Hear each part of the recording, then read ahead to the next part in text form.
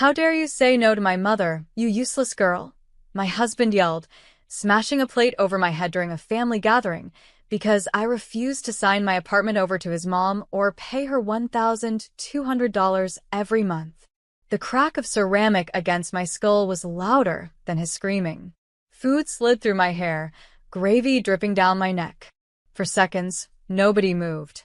His mother clutched her pearls. His sister smirked into her phone, already recording. His cousins stared at their plates. My own parents? They weren't there. He hadn't allowed them to come. I stood up slowly, my chair scraping the floor. My head rang, but my hands didn't shake. I plucked a shard of plate from my hair, set it on the table, wiped my shoulder with the back of my hand, and looked him straight in the eyes. You have no idea what I'm capable of, I said quietly. The room went still. Someone muted the TV. Even the ceiling fan sounded too loud. Hi, everyone, my name is Arya Cole. I'm 27. For 2 years, I've been the polite wife, the one who cooks, cleans, smiles in photos, and pays everyone's bills while they call me ungrateful. I bought my apartment before I met him, with double shifts and no help. His mother calls it our family asset. I call it the last thing tying me to myself.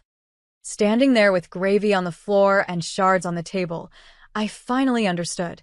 This wasn't a marriage. It was a hostile takeover. And I was done being the silent shareholder. My husband, Ryan, blinked at me like he didn't recognize the woman standing in front of him. Maybe he didn't. He'd only ever known the version of me he could control. His mother, Eleanor, scoffed loudly. Oh, please, Arya. Don't act dramatic. Ryan barely touched you. Now sit down and sign the transfer papers like a good daughter-in-law. Her voice sliced through the room. Ryan stepped closer, jaw tight. You embarrass my family tonight. You will sign the apartment over. You're living in our house now. What's the point of keeping it? I tilted my head. You mean the apartment I bought? Furnished? Renovated? Paid taxes on? Before you even existed in my life. His sister laughed from the couch. Girl, stop pretending you're rich. That tiny apartment isn't going to save you. I turned to her. It saved me once. It will save me again. Eleanor slammed her hand on the table. We raised you better than this. A wife shares everything. You didn't raise me, I said. You barely tolerate me. Ryan grabbed my wrist. You think you're brave now? Tomorrow morning you'll apologize. I pulled my wrist free. No. Tomorrow morning, you won't see me. A hush fell. His cousins exchanged confused glances. His aunt whispered, What does she mean? Eleanor rolled her eyes. She means nothing. She's all talk. But Ryan looked at me, really looked, and something flickered in his face. Fear. Because he finally understood the truth. I wasn't threatening them. I was announcing their deadline. I walked past Ryan, past the table, past every stunned face in that suffocating living room. No one dared to stop me, not because they respected me, but because they didn't know what version of me they'd just awakened. In the hallway, I grabbed my purse. Behind me, I heard Eleanor hiss. She's bluffing. She'll be back before breakfast. Ryan's voice followed, tight and angry. Arya, don't you dare walk out that door. We aren't done talking. I turned slowly. Oh, we're done, Ryan. You just don't realize it yet. His jaw clenched. You're being emotional. No, I said. I'm being strategic. He blinked, confused, irritated, threatened. I wiped a streak of gravy from my cheek and tossed it onto the floor. You wanted my apartment? You wanted my money? You wanted control? I stepped closer, lowering my voice. Then you should have figured out who owns the house you're living in.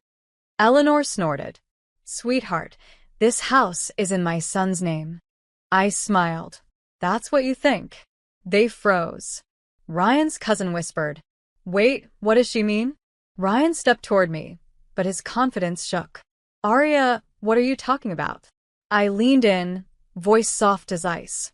When we got married, your credit score was 520. Your debt was drowning you. Your loan applications kept getting rejected.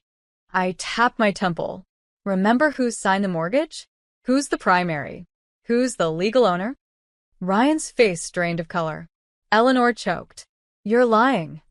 I shook my head. No. I'm the one who saved you. I bought this house with my money.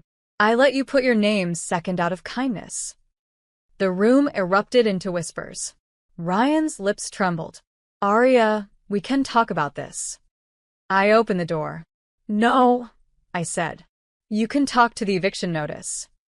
The cold night air hit my face as I stepped outside, finally breathing for the first time in months. I didn't rush. I didn't cry. I didn't even look back. Inside, voices exploded. Eleanor screeched, You let her buy the house? Are you insane? Ryan barked. It's our house. She wouldn't dare. She just did, someone whispered. The door slammed shut behind me. I walked to my car, unlocked it, and sat inside, hands steady on the wheel. My mind wasn't quiet. It was calculating. For 2 years, I had paid every mortgage installment, every bill, every grocery trip, every repair. Ryan's family treated me like a bank account with legs. And I let them. Because I thought marriage meant patience. But now, it meant paperwork. I started the car and drove straight to the only person who'd never failed me. My grandmother, June. Her porch light was still on when I arrived. She opened the door, took one look at me, and said only one thing. Tell me what they did. So I did.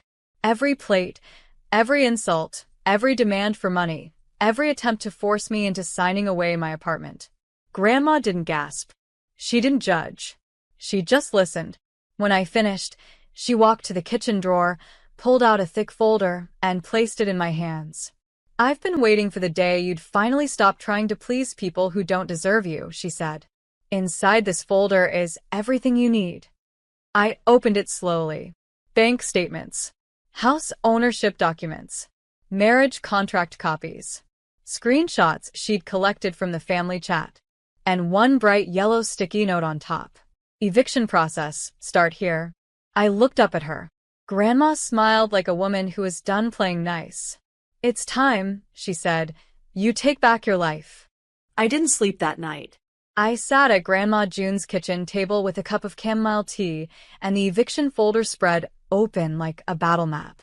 Grandma sat across from me knitting, calm as a general watching her soldiers prepare. You know, she said, not looking up, Ryan's mother has been bragging for months. She told the neighbors you'd eventually hand them the apartment because you knew your place. I let out a slow breath.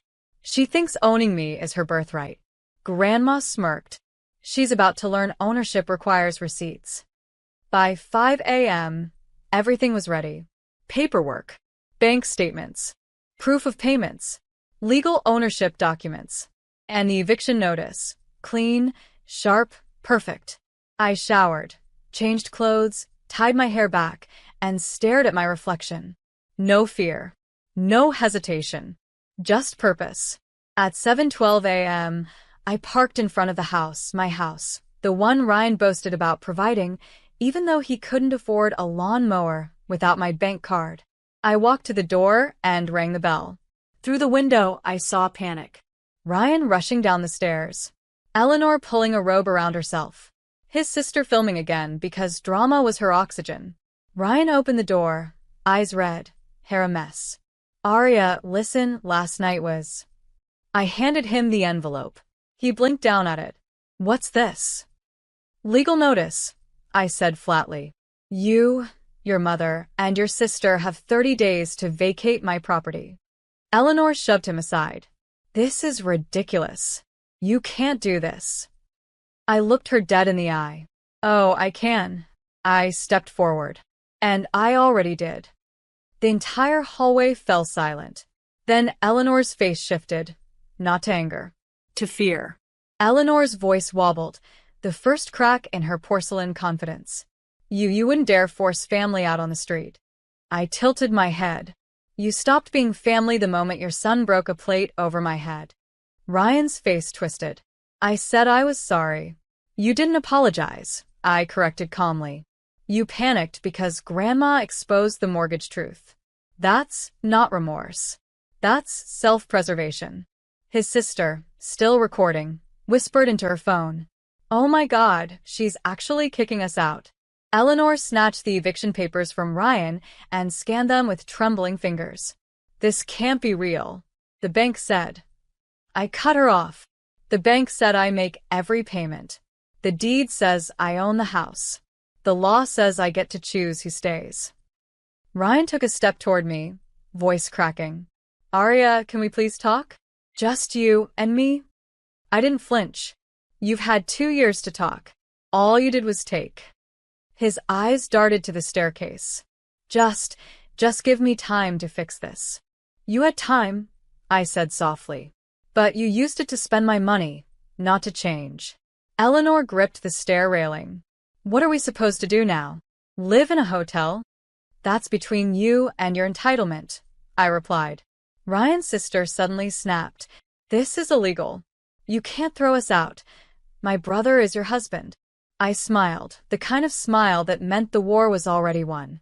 Actually, I said, pulling the second envelope from my bag. He won't be my husband much longer. Ryan froze.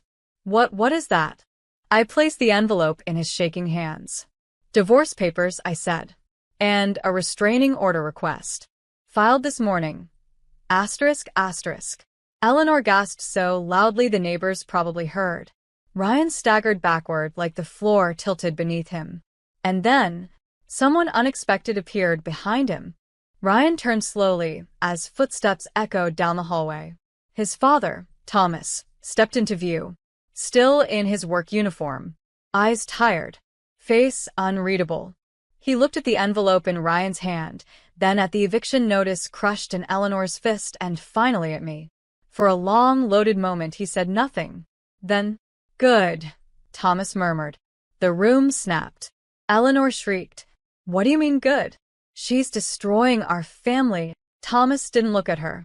He walked toward me, stopping just a foot away.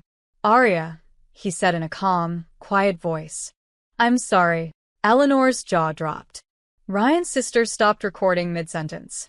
Ryan whispered, Dad, what are you doing? Thomas exhaled. I should have stopped my son the first time he raised his voice at you. I should have stopped Eleanor when she treated you like her ATM. I should have stopped all of this before it reached this. Eleanor's face twisted. You're siding with her? Thomas finally turned to her. I'm siding with the only person in this house who actually paid the bills. Ryan stumbled forward. Dad, don't do this. Mom needs support. No, Ryan, Thomas interrupted. Your mother needs consequences. Eleanor staggered back like he slapped her. Thomas faced me again. If you want me gone too, I'll pack my things. I blinked. You're not part of this problem. He nodded slowly. Then I'll help you make sure they leave peacefully. Eleanor screeched. Thomas, you traitor. Thomas looked at her with a final, weary sadness. I'm tired, Eleanor. Tired of watching you ruin every good thing and calling it love. She stood speechless. And then Thomas said the sentence that made everyone's knees buckle. Aria, they never told you the truth about the apartment you own, did they? My breath caught. What truth? I whispered. He swallowed. That apartment was never just an apartment. Thomas rubbed the back of his neck, searching for words he'd buried for years. Ryan and Eleanor froze, sensing something catastrophic coming. The apartment you own, Thomas said slowly, didn't just fall into your hands by chance. It wasn't luck. It wasn't timing. He lifted his eyes to mine. It was a gift. My heart thudded painfully. A gift? From who? He glanced toward the stairs, as if looking through time itself. From my father, Ryan's grandfather. Eleanor exploded. Thomas, don't you dare. But he continued, voice steady. He left it to me in his will. And he told me, give this home to the woman in the family who shows the most integrity. Ryan blinked, confused. Dad, why didn't you give it to Mom? Thomas let out a humorless laugh. Because your mother tried to convince me to sell it the day after the funeral. She saw a price tag, not a home. Silence. When you started dating Aria, he went on, I saw something I hadn't seen in this family in a long time. Kindness without an agenda. Strength without cruelty. Hard work without complaint. Eleanor's face twisted with rage. You gave her the inheritance that should have gone to your son? Thomas looked at her coldly. No. I gave it to the only person who deserved it. My throat tightened. Ryan shook his head, stepping back as if glass shattered beneath him. Dad, please, you're destroying my marriage. You destroyed it yourself, Thomas replied. And you know it. He turned to me again. If you choose to move back there, I will personally ensure you're safe. You shouldn't have to fight this alone. For the first time in years, someone was standing with me. Not above me. Not using me. Just with me. I nodded. Thank you, Thomas. Behind him, Ryan fell to his knees, actually knees, whispering, Arya, please. Don't do this. Don't leave me. Eleanor reached out too, shaking. We'll change. I swear. We'll treat you better. Just don't throw us out. I stepped toward the doorway, the cool morning air wrapping around me like freedom. You had 2 years to treat me better, I said softly. And you spent every day proving why I should leave. Their faces blurred behind tears. Theirs, not mine. Thomas opened the door for me like a quiet guardian. What will you do now? He asked. I looked at him, steady and certain. Go home, I whispered.